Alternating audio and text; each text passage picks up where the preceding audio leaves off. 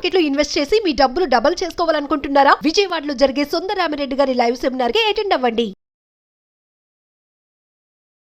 నమస్తే, welcome to Suman TV. ప్రస్తుతం మనతో పాటు ఉన్నారు స్టూడెంట్ కోచ్ కేవీవి నరసింహారావు గారు. నమస్తే సార్. సార్, ఈరోజు మనం టైం మేనేజ్మెంట్ స్కిల్స్ గురించి మాట్లాడుకుందాం. అంటే సమయాన్ని వృధా చేయకుండా మనం ఉన్న టైంని మనం ఫుల్ఫిల్మెంట్ చేసుకోవాలి, దాన్ని యూజ్ చేసుకోవాలి. అంటే అది స్టూడెంటే కానీ ఎంప్లాయీ కానీ ఎవరికైనా సరే టైం అనేది చాలా ఇంపార్టెంట్ అంటారు. చాలామంది అంటూ ఉంటారు, టైం చాలా విలువైందిరా, పోతే మళ్ళీ రాదురా అంటూ ఉంటారు. సో ఒక్కసారి ఈరోజు మనం టైం మేనేజ్మెంట్ స్కిల్స్ అంటే ఏం చెప్తారు? టైం అనేది అది చాలా విలువైనటువంటి రిసోర్స్ అమ్మ. అది అనంతమైంది, మన దగ్గర ఉన్నది చాలా స్వల్పమైంది, అందరికీ సమానమైంది, ఎవరి ఎడల పక్షపాతం చూపించనిది. అందరికీ 24 గంటలే. ప్రైమ్ మినిస్టర్కైనా, చీఫ్ మినిస్టర్కైనా, యుఎస్ఏ ప్రెసిడెంట్కైనా, ఒక హౌస్ వైఫ్కైనా, ఒక ఎంప్లాయీకైనా, ఒక పిల్లాడికైనా, ఒక పెద్ద ఆయనకైనా, స్టూడెంట్కైనా అందరికీ 24 అవర్స్. ఈ 24 అవర్స్ టైంని ఎలా మేనేజ్ చేయాలన్నది క్వశ్చన్. అసలు టైంని మనం మేనేజ్ చేయలేము. టైం ప్రకారంగా మనం నడిస్తే చాలు. అంతే. ఒక చక్రం తిరుగుతుంది అనుకోమ్మ, దాంతోపాటు వెళ్ళదలుచుకున్నట్టే దాని డైరెక్షన్లోనే మనం వెళ్తే సరిపోతుంది. కానీ అంతే, దానికి ఉల్టా డైరెక్షన్లో మనం వెళ్తుంటే జారిపోతూ ఉంటాం. ఒక ఎస్కలేటర్ ఎలా వెళ్తుంటే దానిపైన ఎక్కితే వెళ్ళగలుగుతాం, కానీ దాన్ని ఇది చేస్తుంటే జారిపోతూ ఉంటాం అట్లా. కాబట్టి టైంతో పాటు మనం ఎట్లా వెళ్ళాలన్నది ఆలోచించుకోవాలి. మన మనిషికి జనరల్గా ఒక 2 అవస్థలు ఉంటాయి. జాగ్రత్త అవస్థ, ఇంకోటి స్వప్నావస్థ, నిద్రావస్థ. ఈ 2 ఉంటాయి. జాగ్రత్త అంటే ఏంటంటే మెలకుగా ఉన్న సమయం. అంటే సూర్యోదయం నుంచి సూర్యాస్తం వైపు సూర్యుడి యొక్క ఎనర్జీతో మనం యాక్టివ్గా ఉంటాం. అది జాగ్రత్త అవస్థ అంటారు. అందులో ఇంకో అర్థం కూడా ఉంది, జాగ్రత్తగా ఉండే అవస్థ అని. ఆ జాగ్రత్త అనే దాంట్లో టైం మేనేజ్మెంట్ కూడా వస్తుంది. సో ఈ టైం అన్న దాంట్లో సూర్యుడి యొక్క గమనాన్ని బట్టి మన యొక్క గమనాన్ని కూడా మనం యూజ్ చేసుకోవాలి. అయితే ఈ టైం ఉన్నదాన్ని మనం రాత్రి పగలుగా విడదీసుకొని మనం ఏ టైంలో ఏం చేయాలో అది చేయాలి. ఉదాహరణకి బయలాజికల్ క్లాక్ అని ఒకటి ఉంటుంది. బయలాజికల్ క్లాక్ అంటే తెలుసు కదా, మన శరీరంలో ఉన్నటువంటి ఈ రసాయన చర్యలు ఏవైతే ఉంటాయో, జీవరసాయన క్రియలన్నీ కూడా అది సూర్యుడి శక్తి బట్టి గమనాన్ని బట్టి ఉంటుంది. ఉదాహరణకి మీరు ఇప్పుడు అమెరికా నుంచి వస్తే జెట్ ల్యాగ్ ఉందంటుంటారు. ఎందుకంటే ఇక్కడ పగలైతే అక్కడ రాత్రి, అక్కడ రాత్రి అయితే ఇక్కడ పగలు. వాళ్ళు ఫ్లైట్లో ఇక్కడికి వచ్చినప్పుడు 2 రివర్స్ అవుతాయి. మన బాడీ ఏమో దానికి డిపెండ్ అయి ఉంటుంది.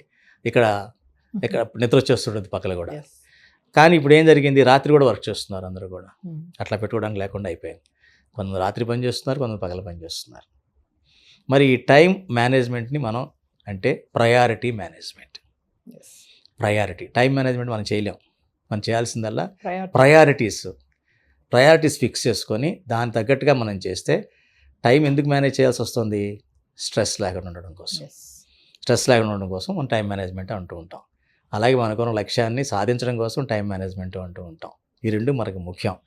సో నా లక్ష్యాన్ని నేను సాధించాలంటే ఈ సమయంలో ఇది అవ్వాలి, ఇంత చెయ్యాలి, అది చేయగలగాలి అని రెడీగా రాసి పెట్టుకొని ప్రయారిటీస్ పెట్టుకోవాలి. ప్రయారిటీస్ అంటే 4 రకాలుగా విడదీయచ్చు దాన్ని. ఎట్లా అంటే urgent, not urgent, important, not important అని 4 రకాలుగా మన చేసే పనులు కనుక రాసి పెట్టుకుంటే, ఇంపార్టెంట్ అన్న వర్క్ ఏంటంటే అది ఇప్పుడు చేయకపోయినా పర్వాలా, కానీ అసలు చేయకపోతే భవిష్యత్తు దెబ్బతింటుంది. ఏమా నాట్ ఇంపార్టెంట్, అసలు అది ఇప్పటికీ చేయాల్సిన పని లేదు, ఎప్పటికీ అది చేయాల్సిన పని లేదు, అది చేయడం వల్ల నాకు నష్టమే తప్ప లాభం అయితే లేదు. అర్జెంట్ వర్క్ అంటే నేను అక్కడ ఉంటే తప్ప పని అవ్వదు, నా ప్రెజెన్స్ అవసరం అక్కడ, అది urgent work. Not urgent work ఇప్పుడు చేయక్కర్లా, అది తర్వాత చేయొచ్చు ఆ పని, అంత అర్జెంట్ ఏమీ కాదు. ఇది ముందు తెలుసుకోవాలి. అంటే మన డిమాండ్, మనం ఏది ఎక్కువగా ఏ డిమాండ్ ఉంటుంది, పనుల యొక్క డిమాండ్ ఉంటుంది. పని ఒత్తిడి అంటాం చూసారా మనం, ఆ పని ఒత్తిడి ఎక్కువగా ఉంటుంది. ఆ ఒత్తిడి తెచ్చుకోకుండా ఉండాలంటే మన చేతిలో ఉన్న పనులు ఈ రకంగా మనం చేసుకోవాలి. ఉదాహరణకి అర్జెంట్ వర్క్ అంటే ఏంటి, హాస్పిటలైజ్ అయ్యాం, మనం ఉండాల్సింది అక్కడ. నేను డాక్టర్ దగ్గరికి వెళ్తే తప్ప డాక్టర్ నాకు మందు ఇవ్వలేడు, అవునా కదమ్మా. అట్లా కొన్ని అర్జెంట్ వర్క్స్ ఉంటాయి. అలా కాకుండా నాట్ అర్జెంట్, సపోజ్ మన ఇంటర్వ్యూ అవుతుంది, ఫోన్ మోగుతుంది, ఫోన్ అటెండ్ అవ్వాల్సిన అవసరం లేదు, తర్వాత అంతా అయిన తర్వాత అది చూసుకొని ప్రయారిటీ బట్టి అర్జెంట్ అయితే మనం కాల్ చేస్తాం. ఇప్పుడే తీసేసి కాల్ చేయాల్సిన అవసరం లేదు. So it's not urgent. You can attend it later, not now. అలాగే ఇంపార్టెంట్ వర్క్, ఇంపార్టెంట్ ఏంటి, మీకు లైఫ్లో గోల్స్ ఉంటాయి, short term goals, long term goals. Long term goals ఎప్పుడో గోల్ కదా అని ఇప్పుడు చేయడం కూడా కూర్చోవడం కుదరదు. అది సాధించాలంటే ఇప్పటి నుంచి మొదలు పెట్టాలి. ఒక అబ్బాయి డాక్టర్ ఇంజనీర్ అవ్వాలంటే ఇప్పటి నుంచి కూడా అతను బయాలజీ బుక్స్ అన్నీ మెడిసిన్ చదువుతూ ఉండి మంచి ర్యాంక్ తెచ్చుకుంటేనే అది అవ్వగలుగుతాడు మంచి ఇన్స్టిట్యూట్లో.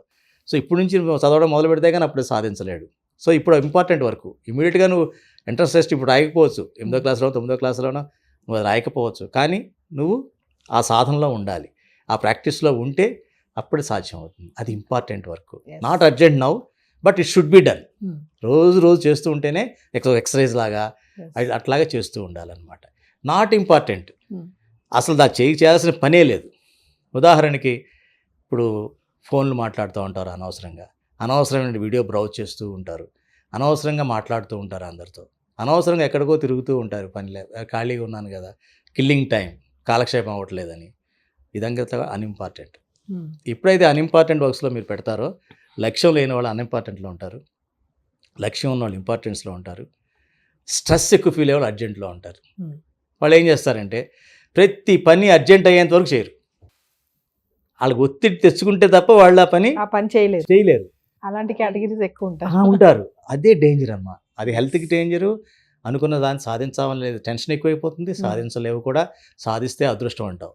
అంటే చివరి వరకు వచ్చేదాకా వాళ్ళు చేయకుండా అంటారా సార్? అంటే ఏంటి, ఎగ్జామ్ వస్తున్నప్పుడే బుక్ తీస్తారు, లేకపోతే ప్రమోషన్ వస్తుందంట, ప్రమోషన్ లిస్ట్ తీస్తున్నారంటే అప్పుడు కొంచెం ఎక్కువ పని చేయడం మొదలు, స్ట్రెస్ టార్గెట్స్ అప్పుడు మీట్ అవ్వడం స్టార్ట్ చేస్తారు. ఇట్లా జరుగుతుంటాయి అన్నమాట. సో ఈ రకంగా కనుక మనం టైం మేనేజ్మెంట్ కాకుండా ప్రయారిటీ మేనేజ్మెంట్, టాస్క్ మేనేజ్మెంట్ అంటారు యాక్చువల్గా. టాస్క్ మేనేజ్మెంట్, ఈ టాస్క్ మేనేజ్మెంట్లో థాట్ మేనేజ్మెంట్ వస్తుంది. థాట్ అంటే అసలు ఏం ఆలోచించాలి, ఎన్ని చేయాలంటే ముందు నీకు ఆలోచన విధానం బాగుండాలి. ఎట్లా ఉండాలి, ఎంకరేజింగ్గా ఉండాలి, ఎంథూజియాస్టిక్గా ఉండాలి, ఎనర్జెటిక్గా ఉండాలి, ఉత్సాహంగా ఉండాలి. మా ఆలోచన ఎప్పుడు కూడా డిప్రెసివ్గా ఉండకూడదు, అప్పుడే అది సాధ్యం అవుతుంది. కాబట్టి టైం మేనేజ్మెంట్లో మీకు ప్రయారిటీ మేనేజ్మెంట్ ఉంటుంది, టాస్క్ మేనేజ్మెంట్ ఉంటుంది, థాట్ మేనేజ్మెంట్ ఉంటుంది. ఈ మూడు కలిపి ఉన్నదని టైం మేనేజ్మెంట్ అంటాం. అయితే ఒక విషయం సార్, మీరు ఇందాక అన్నందుకు నాకు ఒక డౌట్ వచ్చింది. టైం అందరికీ ఒకటే ఉంటుంది, 24 hours అన్నారు, కానీ చాలా మంది అంటారు కదా సార్, నీకు టైం తక్కువ ఉంది, నాకు ఎక్కువ ఉంది, నాకు ఎక్కువ ఉంది, నీకు తక్కువ ఉంది టైము, నీకేంటి నువ్వు ఖాళీగా ఉంటావు కదా, నాకు చాలా టైం లేదు అసలు, నాకు నేను అర్జెంట్గా చేసుకో అంటారు. మీరే అందరికి ఒకటే టైం అంటున్నారు.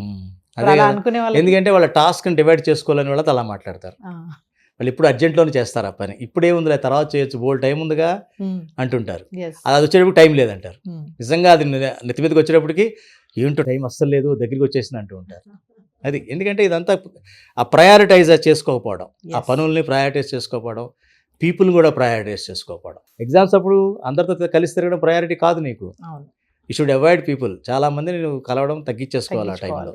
సో అది ప్రయారిటీ అనమాట. ఆ ప్రయారిటీ మేనేజ్మెంట్ జరిగితే కానీ మీ టైం మేనేజ్మెంట్ జరగదు. అట్లా. సో టైం మేనేజ్మెంట్ చేసుకుంటూ వెళ్తే సక్సెస్. ప్రయారిటీ మేనేజ్మెంట్ ప్రయారిటీ అన్నారు ఇందాక చెప్పారు, 4 డివైడ్ చేసుకోవాలి అన్నారు. అట్లా చేసుకుంటే తప్ప కాదు.